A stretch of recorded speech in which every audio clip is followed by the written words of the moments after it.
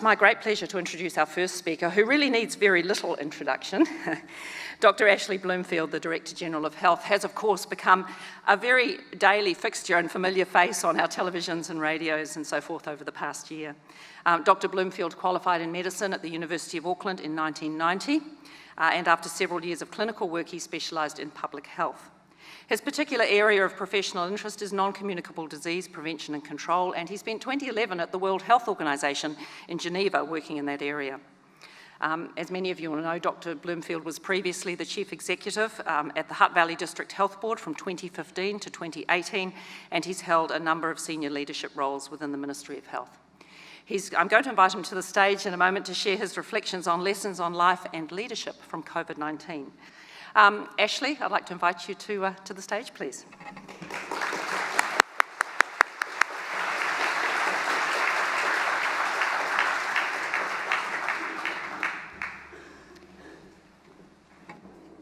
Kia ora koutou katoa. This is not a public service announcement about the cases in New Zealand today, and I'm really thrilled to be here with you today. Sorry, the voice is a bit croaky. I was loudly singing crowded house songs last night with thousands of other people just along the foreshore here. What a privilege it is to be able to participate in these activities, including this conference today. And I want to thank the organisers very much. I also want to acknowledge all my Ministry of Health whānau who are here today, and in particular Robin and Tony here at the top table, who are just great people and great support for me. And I just want to acknowledge the work they do every day, as do the rest of you.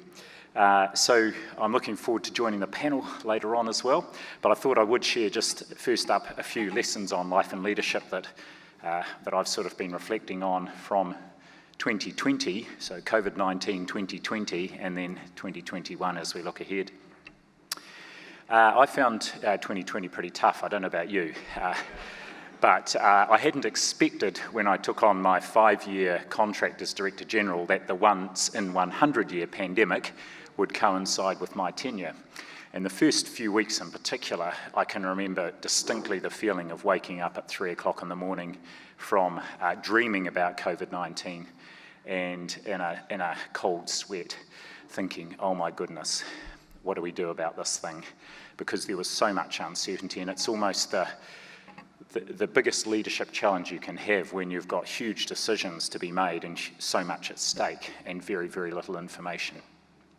And so I've been reflecting then on, well, how did we get through the year? How did we, as a Ministry of Health, as a health system, as a public service, and indeed as a nation, find our way to a pathway that we have trod with courage, without looking back, too often, I hope, and that we are determined we are going to continue down.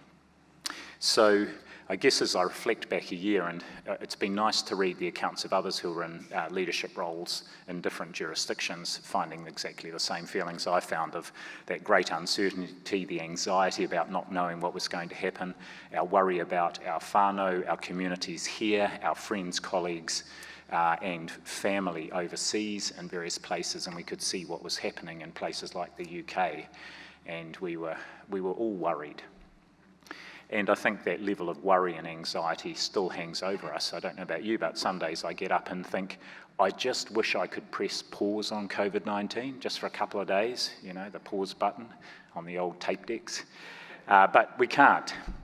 We can't press pause. It is what it is. And actually, after a few weeks into the response to the pandemic last year, I woke up one morning, it was almost like a signal shift. I suddenly felt, well, actually, it is what it is. It is what it is. And best thing I can do each day, I was actually previously using the analogy was to get up and play a straight bat, but after the events of last week, I maybe need a different analogy. Confining myself to backyard cricket nowadays. But, you know, just actually, I've got fantastic people around me. I've done the training. I've got political leaders who want to listen to and will listen to scientific advice. And we just got to get up and think about what's driving us. And there were 4 things that every day I was thinking, okay, here are the 4 things we want to achieve. First of all, we want to look after people. Not surprisingly, people value being looked after. And when you've got a global pandemic, the only institution that can keep people safe ultimately is the government. And the public service is part of that. It's not just elected representatives, it's the broader government, including the public service. So the safety and wellbeing of people. Second was we wanted to protect our healthcare system. Like me, you were probably looking at what was happening in the UK and thinking, we just can't have that happen here. The system, no matter how much resource it's got, just will not cope. And even just today, we're hearing Germany, a wealthy country with a very well-resourced healthcare system, a plea from the senior medical staff there for lockdown-type restrictions again because they're simply not coping. The US, of course, the country that spends far and away the most on healthcare of any country, and a system that's under huge pressure, and still has not been able to deliver care, and many, many people have died. So we wanted to protect our health system, and I've had one of my health sector colleagues, the best description, I met her in a field in the South Island. We were both biking, went past each other and stopped, and she's a GP, and she said, "Thank you for what you and your team did. All we could see last March was a dark tunnel we were heading into, and we couldn't see any way of avoiding it." And yes, we would have done what we needed to do, but they really felt like we had saved them, saved their whānau, and saved the system so that they could keep delivering the care that so many New Zealanders need every day. The third thing we were, of course, thinking about was the economic and social impact of some of the extreme measures, really, that the government had to make decisions about very quickly, closing the border. If you go back and look at our pandemic influenza plan that we had to put to one side after a few weeks because it was predicated on the wrong organism, an influenza virus, not a coronavirus. If you look at that, it talks briefly about closing the border. There's no mention of locking the whole country down. It talks briefly about closing the border, but none of us ever anticipated that's something we would actually do. And yet within a couple of months of the pandemic, not only had we closed the border to all but returning New Zealanders, we had asked people to go home and stay home for some weeks, illegally as it transpires, but only for 9 days. I was going to get a T-shirt made up that said, "I only broke the law for 9 days in 2020.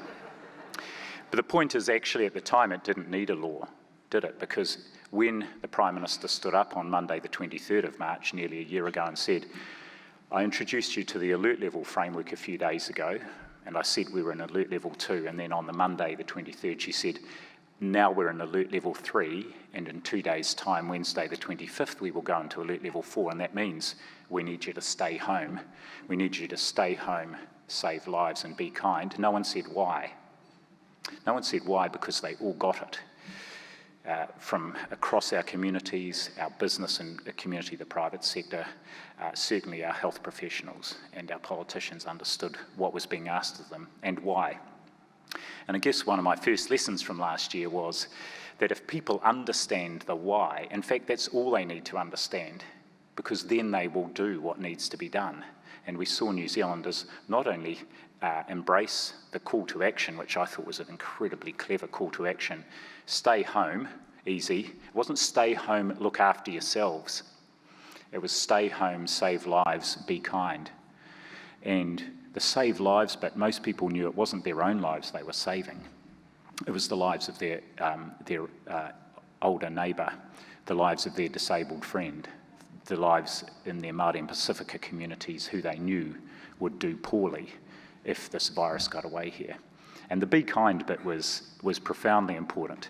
And I'll put my cards on the table here. I'm a fully paid up member of the Kindness Club, and I have been for some time. It didn't need a pandemic, but it was an amazing call to action. And one of the things I'm still getting used to is walking down the street and seeing my face on T-shirts. And one of those T-shirts underneath my visage says, "The Curve Crusher." The Curve Crusher. Actually, I didn't crush the curve. We all crushed the curve with our collective kindness.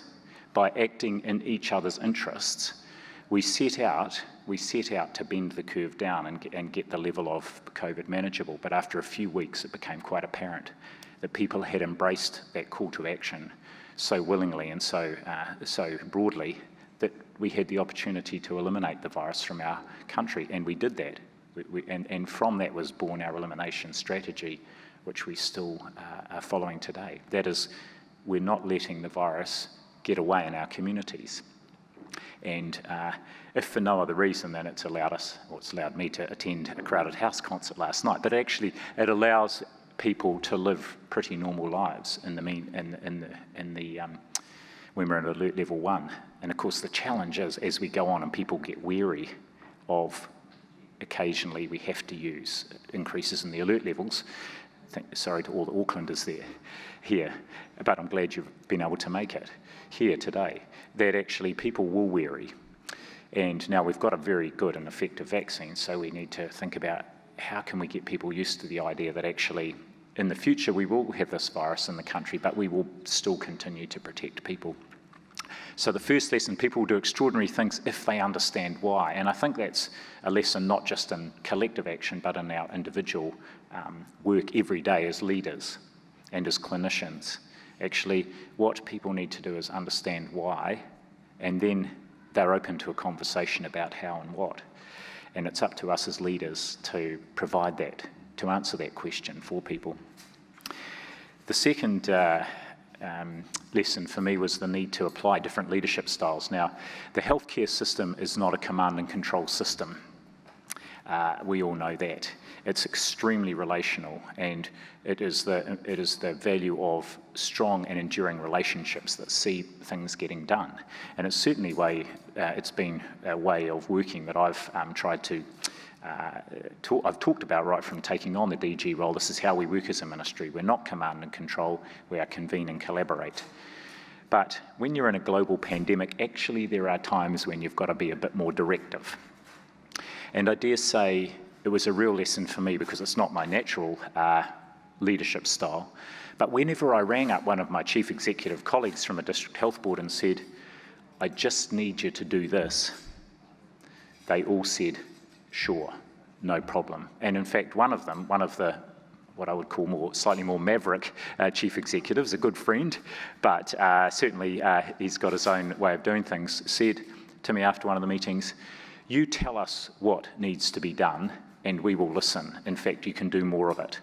So it was a great lesson for me in the need to deploy different leadership styles in different situations. And if it's the right situation and you're matching the leadership style with the situation, people will actually welcome it, because there are times when people both expect and look for clear direction. So that was a real learning for me. The third thing was, speaking about learning, was something we do in our practice anyway, but we should be even more attuned to doing it, was the need to keep reviewing constantly and learning and changing. So the 1 o'clock stand-ups that I started off on, my first one was the 27th of January last year. And by the time we got into the lockdown and I was doing daily stand-ups, usually with the Prime Minister and beyond that, it had got into a place where it felt like a sort of a daily performance review on live television.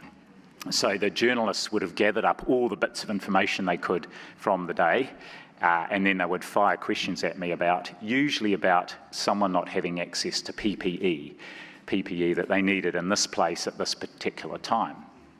And I used to sort of do a little fist pump on the way out if no one raised PPE in one of the stand-ups. But you know, it wasn't a perfect response. There was no rule book. Same now. No one's telling us how to do this. And so that the ability to, first of all, lead with humility and say, yes, that didn't go right, and we're going to sort it out. Or actually, we thought that, but we've got new evidence, and masks is a really good example, use of masks. That's what the WHO was saying, that's what the evidence suggested, but there's new evidence, and so we are changing our position on that. Being honest about when things didn't go right, and this is again a key thing in clinical practice around open disclosure, absolutely fundamental.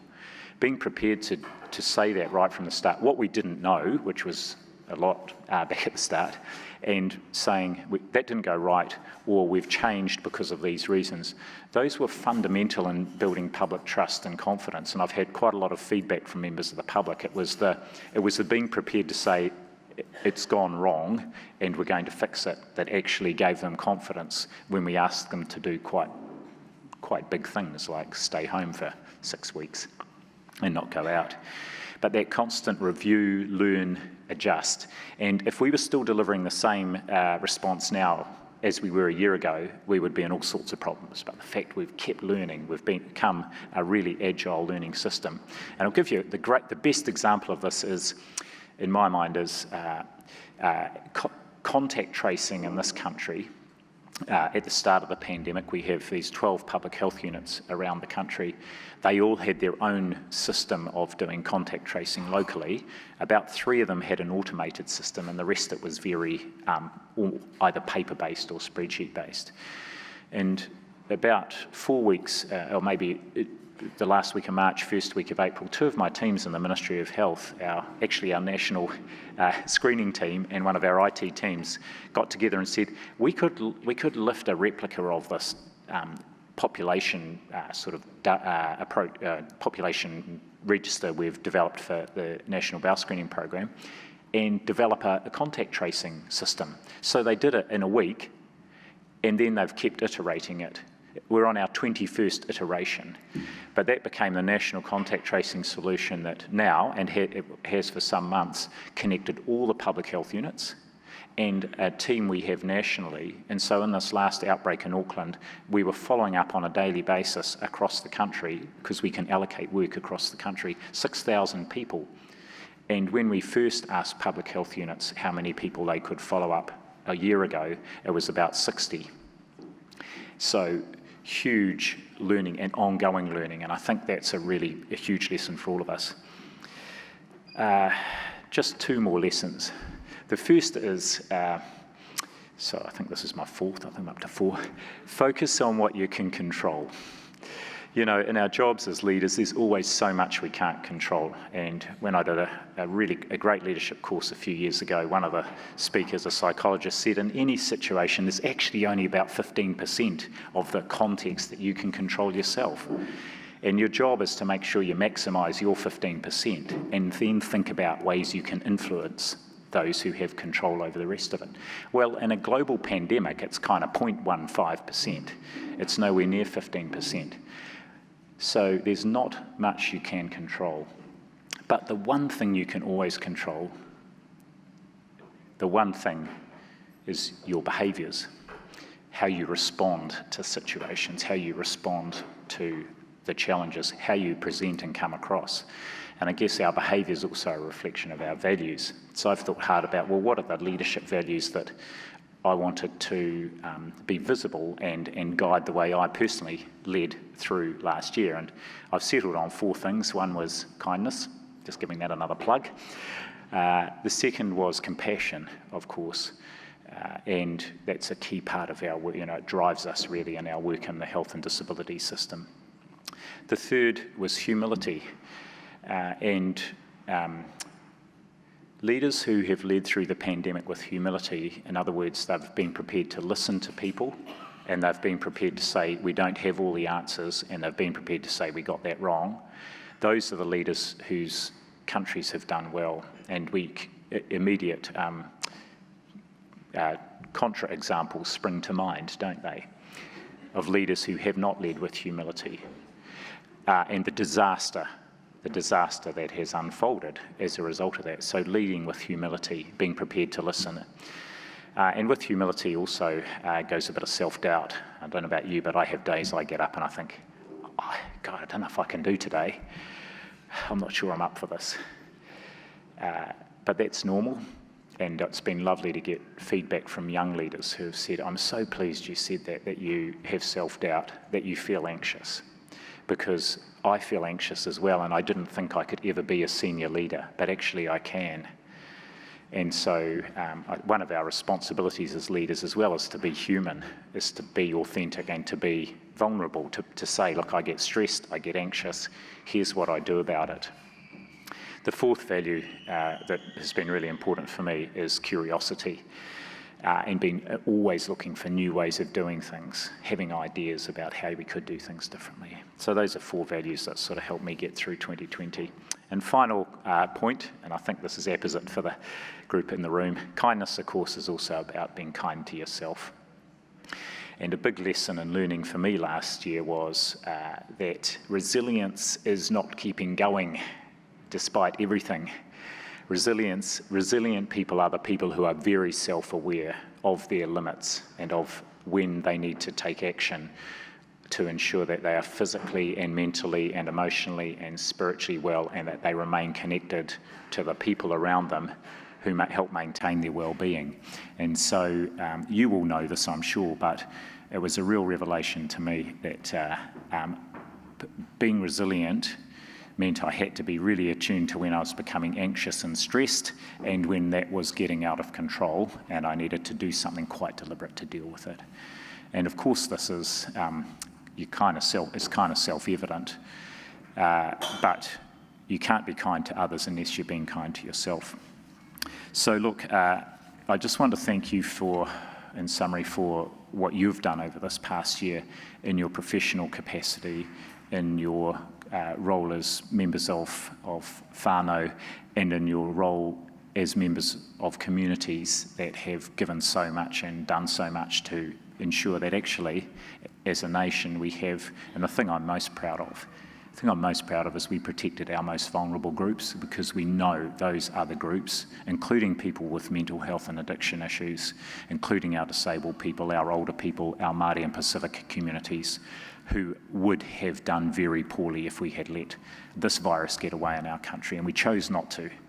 We chose to act collectively, and my great hope is that we can harness and amplify that sense of collective action and what we achieved, and apply it to some of those other big issues that we all aspire to do better on as a country: child poverty, homelessness and access to housing, environmental sustainability, and yes, let's step up into a global leadership role around climate change as well. Kia ora koutou katoa, look forward to the panel discussion.